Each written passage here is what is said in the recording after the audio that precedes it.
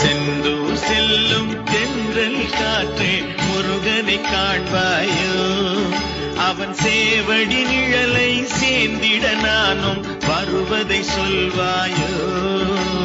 செந்தூர் செல்லும் தென்றல் காற்றே முருகனை காண்பாயோ.